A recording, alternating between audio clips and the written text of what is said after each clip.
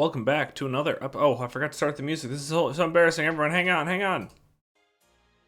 Welcome back to another episode of the ABL review, season 22, week 1 for the North Division. Full slate of games here. Really exciting and interesting first week outcomes. So let's hop into the replays here. First off, we got, so I might have said in the South that Logan versus Mitch was the first game. It was this, I forgot. That was the first game in the South. This is the first game overall in the season. And it's a doozy. Let's hop into it. So we got Blastoise versus Landers leading off. So a couple things that I wanted to note here. First of all, the Intimidate didn't pop a White Herb, which initially made me think, oh, this might be a defensive Blastoise. And that U-turn does a decent amount of damage, so maybe this isn't a defensive Blastoise. A little surprising. We do see the Shell Smash come out there. I don't know that we ever see what this thing's item is, but he doesn't want to play around. He knows he can't KO the Cryogonal from full, so he's just going to get out of there.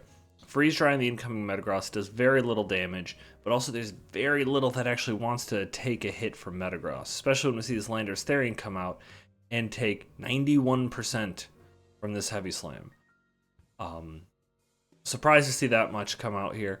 But Brett's just going to go ahead and set up these Stealth Rocks, and then also Taunt to block the Corviknight from defogging them. Smart moves there, able to keep up the Stealth Rocks. Finds out that this thing is not Rocky Helmet.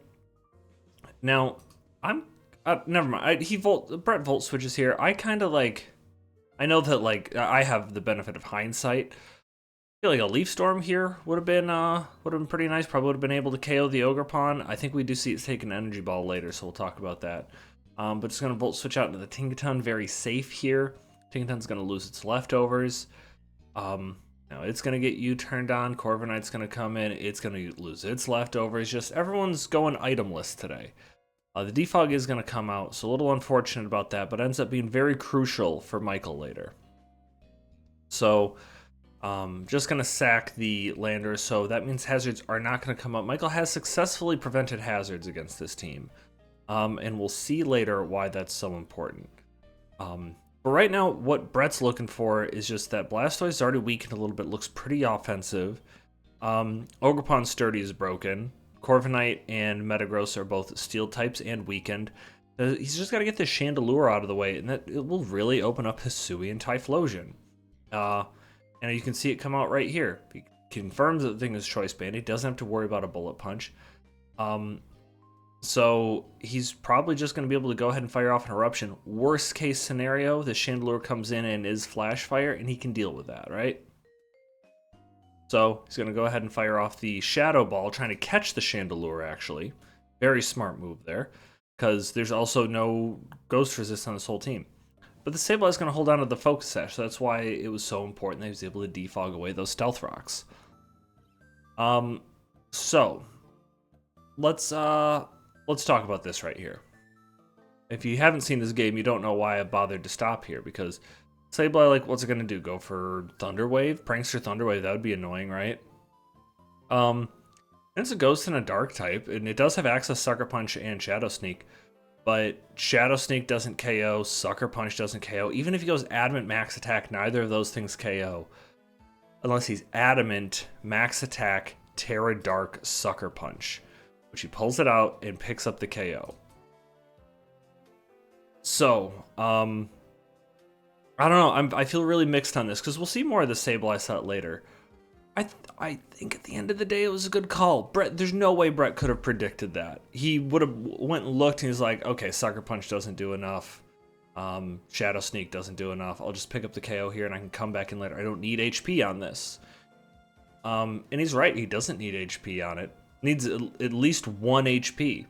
And he says this does 100.3% minimum to 0 defense Typhlosion. Brett had some HP, which made it like a roll, but he would have had to get like an absolute. The Sableye would have had to get an absolute min roll for the Typhlosion to be able to live.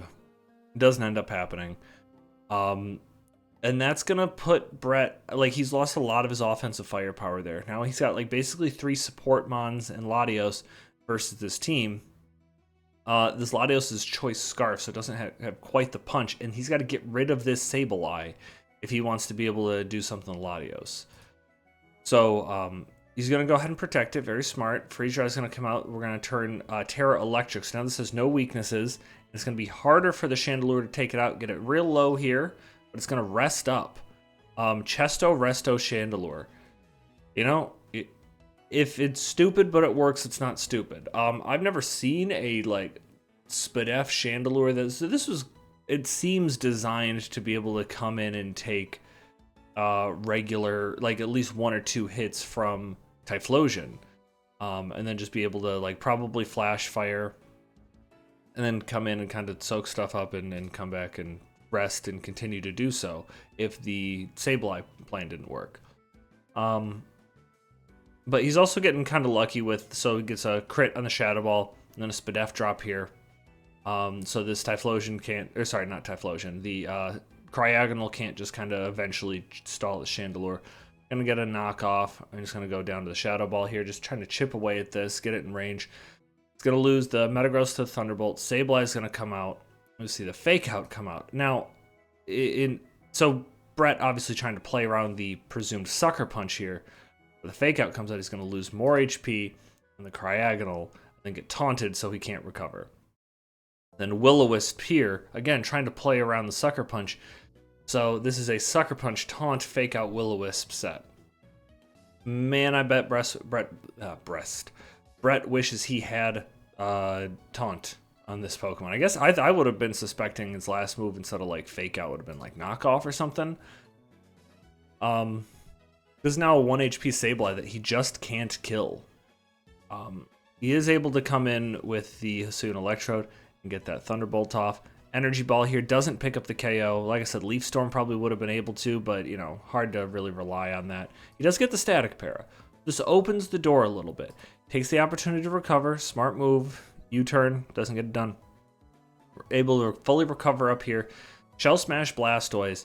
But this is, I think, where Ishii kind of opens himself up to a potential loss. Like, he's kind of got it in the bag here. He starts to kind of fall apart. This Shell Smash, there's no real reason to do this. You just need to get damage. You need to keep this thing low. Just start attacking. This Blastoise can't win. Even with this Shell Smash, sure, he gets a Surf off. Decent amount of damage. But Terra Blast is going to be able to KO him. Kind of a waste of time. Got the Fake Out. A little bit of chip damage there. Now, the thing here is Brett has to figure out how he wants to play this. This is a super important move in the game. Is a taunt coming out on the incoming Latios? And if that's the case, then you're just going to be able to pivot back to Cryogonal. Like, you need to stall this thing. You need to beat a bunch of 50-50s with these taunts. And so it's either like, okay, is he gonna taunt or Sucker Punch here? Can I get off a recover? Can I switch out? So, you know, I feel like this is a little bit of a 50-50 here. He gets 50-50 wrong and he goes down. And at this point, it's game over. He didn't even have to switch here. Like, he switches out and he sacks the Ogerpon. He could have just done what he does here and, like, the fake... Like, I guess Fake Out into Sucker Punch was safer. Let's actually calc that real quick. I have it open here. It's kind of ugly because I was checking it. Latios. Oh, Sucker Punch isn't a guaranteed KO from that range. So I guess that he did the right play by sacking that. Yeah, good play. But comes away with the win against Brett week 1. Mike was saying in the chat, best time to beat Brett is week 1 before he's gotten a handle on his team. I would also argue hardest time to beat Brett is week 1 because you don't have a handle on your team. But really innovative sets here ended up working out. Ishii came in with a game plan and he executed it. Crazy that this Sucker Punch Fake Out Taunt Will-O-Wisp set worked on a Focus Sash Terra Dark Adamant Max Attack Sableye. But that's the beauty of draft. You get these crazy sets that are never going to work out, but they do. They do sometimes. So after that, we've got Kyle versus Jabron. So I don't know. Nothing really stands out to me. A team preview here. Talked a lot about Jabron's inability to clear hazards effectively. I know he's got the defog and he's got the magic bouncer. We'll kind of go over that a little bit later. We got Registeel coming out. Just gonna try to get up those stealth rocks early. Surprised he did do that because, like, I guess it was good bait. Like, Swampert was gonna want to stay in an earthquake, and he knew he could get him up because even if Hatterene comes in, he can deal with it. Let's see another earthquake come out. Activate the Arboliva Seed Sower. Flygon's gonna come in on a Giga Drain, who's quite a bit of HP. And then good call here going for the Terra Water, getting off the Giga Drain, taking out the Flygon early. Hatterene's going to come out, Registeel. This is clearly what it was designed to be able to handle. And you see the leftovers, and Grassy Terrain is going to be able to keep it pretty healthy, even despite this like super effective Mystical Fire. And then the full para. It's going to be able to come off, Heavy Slam, do a good amount of damage. Critical hit obviously is like makes a little bit of a difference in terms of how Jabron values this Hatterene. It would have been over 50%. He might have kept it around. But now, hazards are up. We see Iron Moth come in with the Quark Drive. The booster energy activating its Quark Drive, rather. And this is what I talked about, where I think Jabron's in a tough spot because he has a lot of Pokemon that either can't, in the case of Orcapon Wellspring, or don't want to wear boots in with Iron Moth. And he didn't do a good enough job preventing hazards in here, so that means it's up to his hazard clear at some point, Scizor, to come in and get rid of him. Fire Dance is going to get the KO there, does get the special attack boost, so maybe a little bit of trouble here. Dazzling Gleam, not going to be able to take out the Goodra, but very importantly, this Draco Meteor does 52%, knocks it down below 25%. So, this Iron Moth is dead one way or another, right? Unless he's able to get a defog off. He's going to switch out and save it, and you see the Heavy Duty Boots Goodra come in. Or Goodra, that's a Goodra. Scizor come in. So presumably you're going to see a defog here. Draco Meteor misses, which is actually bad for Jabron, because he would have missed it. It would have dropped Goodra's special attack even lower. Then this means this Flamethrower would have done around like 40-ish%.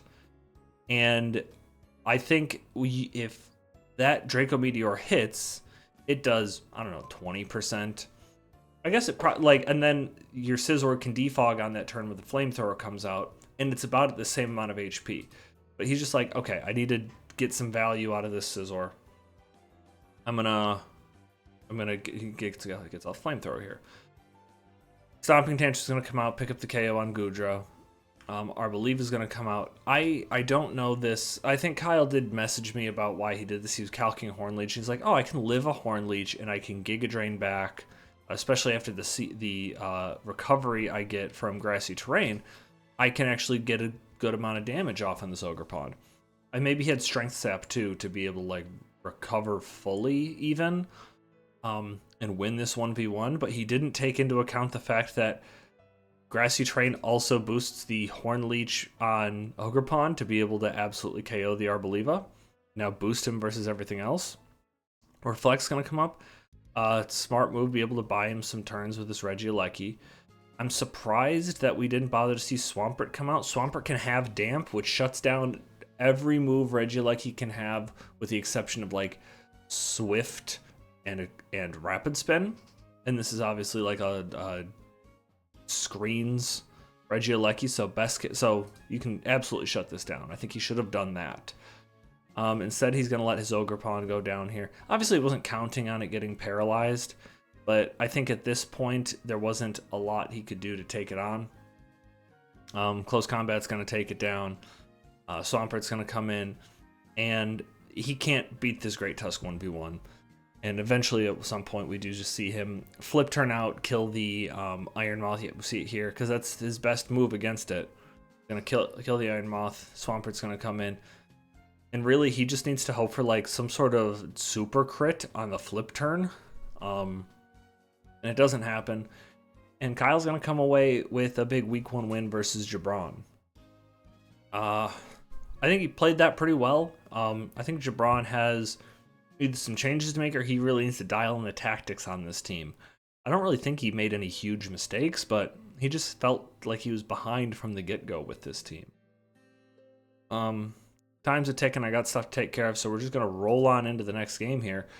And we got a game that felt so long watching it. I'm kind of excited to talk about it, though. So we have Dakota bringing the rain versus what ends up amounting to a pretty well-constructed anti-rain team from Darren here. We'll talk about it.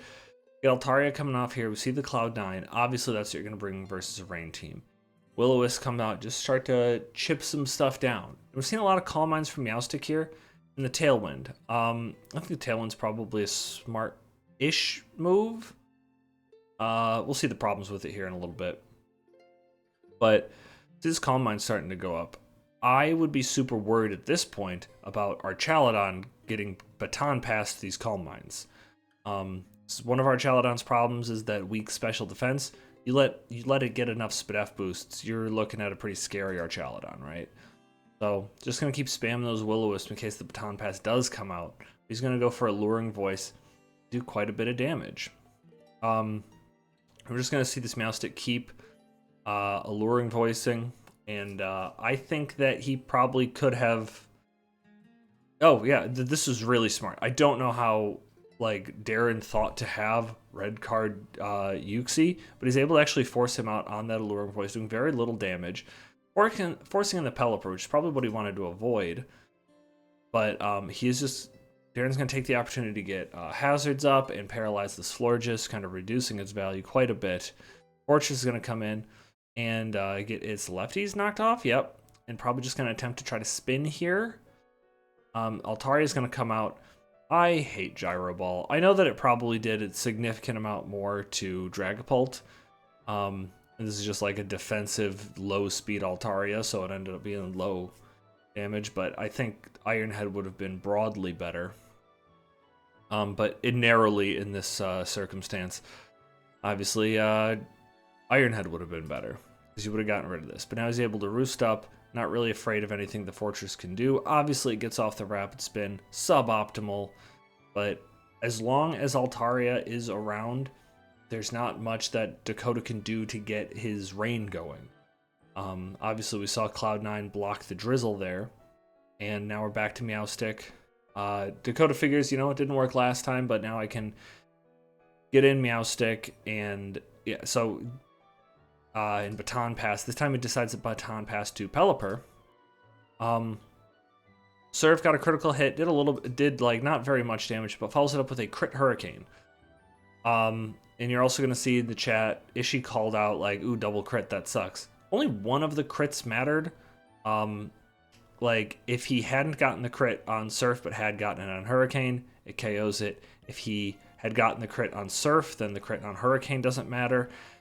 And I'm going to talk about my my opinion on this Altaria set. So we see Will-O-Wisp, Tailwind, Roost, Defog.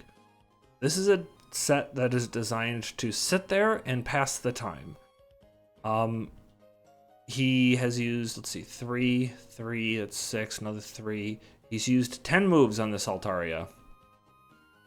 And if he had used attacking moves, that's, you know, at 2% chance to crit on those, that ends up being like a 50% chance he could have gotten a crit in the time Altaria's been on the field. Instead, he's just been taking hits. You're bound to get crits. If you're passive, you're at risk for crits. You can't complain about, I don't think, in my opinion, you shouldn't complain about being crit if you're not attacking. Because this Pelipper could have just sat there all day and clicked Surf and Hurricane until it got a crit. It would have happened eventually. Altaria is never going to crit anything because of its moveset, because it's so passive. And I remember texting somebody, I'm just like, man, this battle's going so long. It's turn 18, and the weakest thing on the field was, at the time, this Altaria at like 57% when I... yeah, that's true. At 57%, like nothing's moving.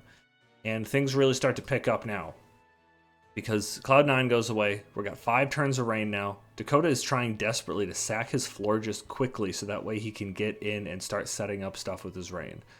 I'm just going to do as much damage as he can in the meantime. Ironhead's going to take out the Florges. Got the Overquill coming and starting to threaten. See, rain boosted Liquidation into Crunch, taking out the Yuxi. Dragapult's going to come in, and we're just going to reset that rain, baby.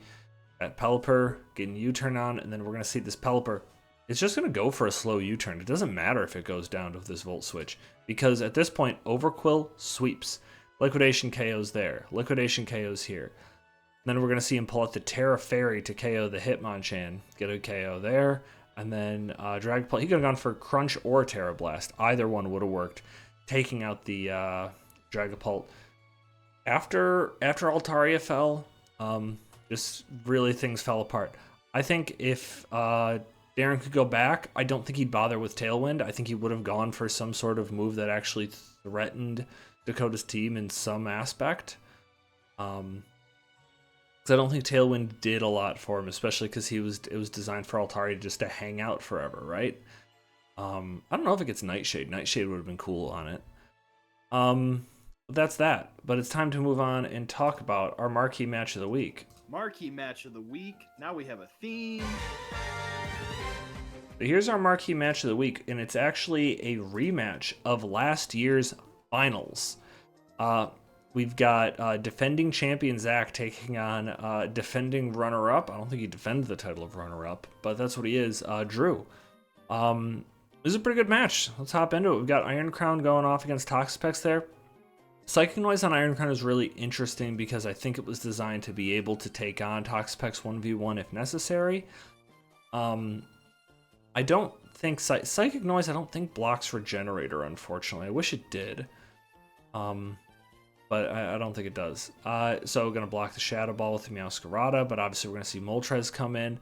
Knocks off the heavy duty boots. That's very big, but does take a Flame Body burn there. Good news, bad news about that. Bad news is if all you're here, you're burned. You're doing a lot less damage. Good news is if all you're here to do is U-turn and click knockoff, you can still do all those things. Just, not going to be doing as much damage along with him. Your utility is still there with Meowscarada, and I think that's important. Magmortar's going to come out and look for an opportunity to just do some damage at some point. But I love this play by Zach here to go for the Terra Fire, so that way it would be able to resist a potential, it would resist a potential Fire Blast coming out. It would also no longer be weak to a potential Focus Blast coming out, and also can't be burned by this Flame Body Magmortar. I think that's really smart. Just a lot of things working there. Goes for Tail Slap. Does it get all the hits? Yeah, gets all the hits. I don't know if that's loaded dice or skill link. But the rocks are going to go up. Moonblast is going to come out. Unfortunately, for Drew, that Gunk Shot is dodged. That would have been huge. Unfortunately, to get rid of the Enamorus. But also, I'm kind of surprised to see the Enamorus switch out. He could have pretty safely fired off another Moonblast here. He's got a good matchup against the remaining Pokemon. I think this is a mistake by Zach to switch out into the Slitherwing. Slitherwing. Him naming the Pokemon other Pokemon's names is really messing with me. So we're going to see the Slitherwing come out, take a decent amount of damage when it didn't have to. Enamorus could have picked up the KO there. So now Quaquaval is going to come in. It's just going to hard flip turn on this Toxapex. Take a little bit of Rocky Helmet damage. Donphan's going to come out as Slitherwing. Unfortunately for him, gets sacked to Rocks. Goldengo's going to come in and be able to take out the Donphan. Brett's looking in a decent spot. He's going to go Shadow Ball just to get some damage. Take out the Goldengo with the Terra Fire Overheat and eject pack out. Love that play. Not going to be setup fodder. Just eject packing out and just going to find a better matchup for himself. Really love that play from Drew there. I think that's super cool. And he eject packed out into Dragonite, and obviously this Enamorus is going to come in to try to counter it. Moonblast to break that multi-scale and do a pretty good amount of damage, but the Ice Spinner is enough to take him down there. I think this is Choice Band Dragonite based on what we end up seeing. Tail Slap's going to take out the Magmortar there. And I think this play here kind of seals things for, I don't know what the calc is, but it might seal things for Drew, because I think if he had stayed in and tail slapped with this Encino, if he'd been able to get the KO, I don't know what the range was.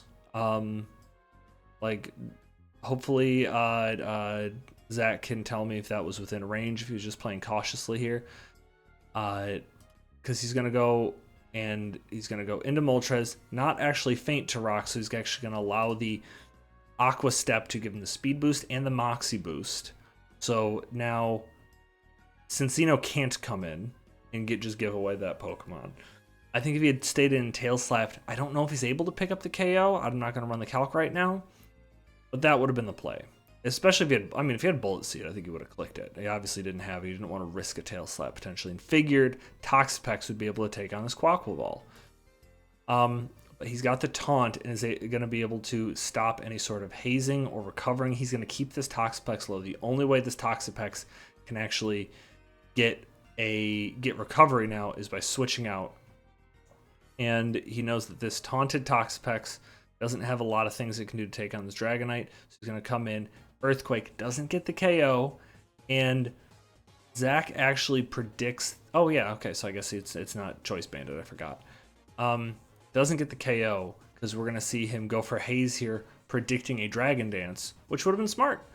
Would have led to this same interaction like the next turn, but he does need the Dragonite to not be speed boosted. That's the goal here. Because I guess now he's just relying on being able to live in extreme speed, right? So is able to pick up the KO there, and also E-Speed is able to pick up the KO on the Cincino. Yeah, really, really well done there. I'm guessing a lot of the decisions late in the game, whether it be like the Tail Slap calc against Quaquaval, or honestly this E-Speed calc even potentially, probably came down to rolls. Probably very close rolls there, and that's what Drew came away with the win for. So, well done. I think we actually see these two play again later this season. Oh, no, never mind. I'm thinking of the South schedule where there's some rematches. We're not going to see these two play again later this season unless they play again in playoffs, which I wouldn't mind seeing it again. So now let's head back over and take a look at some stuff for next week. So quite a few things to talk about for changes here in the North. Let's focus up on the Dallas Drills. Can we get a zoom here? Do that. Yeah, we'll do that. Sorry, I know it's ugly when I do this, but let's just focus up on Dallas here. So, what did they change? They got rid of Cincino in that game and picked up Serena. So another like multi-attacker sort of mon that can also clear hazards, so that's good. What else? They dropped Slitherwing and picked up Glamora. Another hazard clearing option, another hazard setting option. And Slitherwing loses him a decent amount of power. I do start to worry about that with this team. I feel like they don't have any like super obvious upfront power. Maybe a bit of a problem. Drops Rotomo and picks up Electivire. So picks up another electric immunity there. And does pick up some offensive muscle. So I guess with Electivire and Serena together, maybe that'll be enough for him. And then and then he had a couple of points left over. Wasn't originally going to do this. Did I miss one? Oh, also dropped Toxapex and picked up my Lodic. So kept a grounded poison type by having Glamora, but got a less passive defensive water type. Then he wasn't gonna make another move. That's why this still says 1, and I haven't changed it. But was going to end up having 2 points left over. And I'm just like, you want to do anything with those 2 points? And he decided to drop Gabite and pick up Orthworm. So that's going to kind of complete things for him. Orthworm and Electivire, and like he's got a lot of immunities on this team. And also Orthworm and Glamora together, I think, are pretty interesting because of that. So I'm interested to see where this ends up going. I trust what Zach's plans are because it's Zach, right? But let's move on to another team that made a lot of changes. We've got the Maryland Mystics here. A lot of changes, dropping Weavile to pick up Umbreon. Losing a lot of upfront power there, but Umbreon is so solid defensively, and defense is hard to come by in this league. So I'm not gonna really shit on teams that are trying to make changes in terms of moving defensively, because it's hard to go defensive, and offensive versus offense maybe isn't a lot of teams' play style. So also dropped Altaria. Doesn't have to play Rain again. You know, Altaria's a bit player. To pick up Slacking. Slacking's scary, but could potentially be a big detriment to a team. This is where if I knew sports better, I would give an example of an athlete who's just like, hey, when they're playing, they're one of the best in the league, but also they just sometimes they don't show up to play. They don't show up to do what they got to do. That's Slacking through and through. Can be really taken advantage of on those truant turns. Also dropping Sceptile to pick up Glastrier. We saw what Glastrier did last season actually last 2 seasons, I think, for Ishii's team. He's been doing a good job. So especially with the Terra designation on it, I think that's real solid. We'll see what he can pull through there. And also dropping Muck to pick up Hisu and Gujo. I was just thinking the other day, because I dunk on our Chaladon and Duraludon quite a bit, because those are like, you want those to be specially defensive because of what our Chaladon and Duraludon resist. Ideally, you would have them be specially defensive. Goodra does that. I don't think it's a super flashy pick. It's because just like regular Goodra, there's not a lot of flexibility with it. It's basically a show up, soak hits, and like return attacks sort of Pokemon. But maybe that's all you need. So interesting to see what's going on there. A couple people obviously changed like Terramons and stuff. Let's take a look at the schedule for next week. So we've got Kyle taking on Brett. Brett really looking to get back in the W column. Looking to get back a win in his column here. Kyle trying to keep rolling on. He had a good showing last week. Brett didn't make any changes. Kyle didn't make any changes beyond Terra's. So we'll see where things go. Michael versus Jabron. Michael really... Oh, they just traded opponents. Michael really looking to kind of keep up that momentum against a New England team that didn't do very well last week. Drew versus Darren. Darren's got an uphill battle here to come back against Drew, who has just been absolutely elite the past couple seasons. Zach versus Dakota. Dakota's team looked pretty solid. Zach's had a chance to kind of reevaluate. We'll see how he can deal with the rain. But that's really all I have to talk about for this episode of the ABL review for the North. Looking forward to more fun battles. Thank you all for listening. We'll see you next week. Goodbye.